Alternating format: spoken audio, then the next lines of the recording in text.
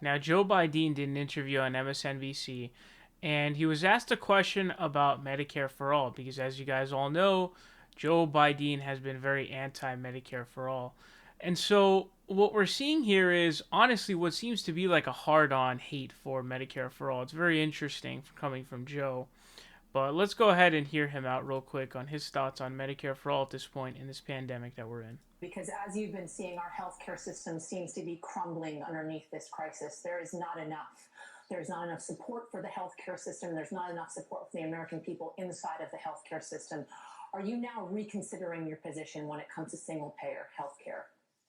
Single payer will not solve that at all. The thing that is needed is, for example, we have a whole number of hospitals that are being so stretched, including rural hospitals, they're going to need more financing. That doesn't come from a single payer system. That comes from the federal government stepping up and dealing with the concerns that they have, the reimbursement that they're going to get, how they're going to be able to move forward, and how they're going to be able to provide all the needed help that are needed in their community. Because as you've been seeing, So, as you guys see there, Joe once again spouting his anti Medicare for all opinion.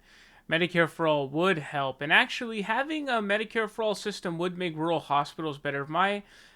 If what I've seen is correct, rural hospitals in areas that have accepted the Medicaid expansion are actually doing better.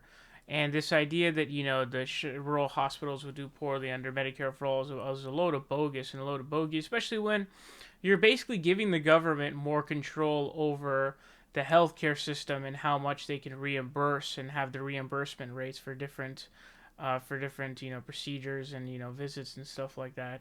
So it definitely can help for sure. And anytime you're giving the government more control in the healthcare system, you're giving it more of an ability for the federal government to step up and to do, to make these changes. It's been crumbling largely because we're not taking a big enough role in the healthcare system and because there's a stranglehold by private insurance companies.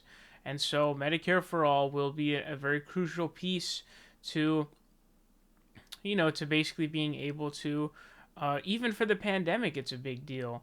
You guys know in South Korea, they started doing testing for everybody. It's a fundamental issue of this sort of blood-sucking tick that is the private health insurance industry that you have in place.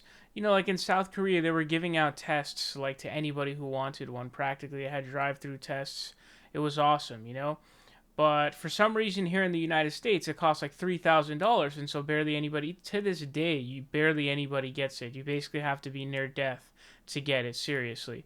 And so all of this is all one evil that we have to fight to make it more susceptible and more accessible to the government to make these changes where we can just funnel cash into the system, basically. But my biggest thing is like, you keep spitting in my face.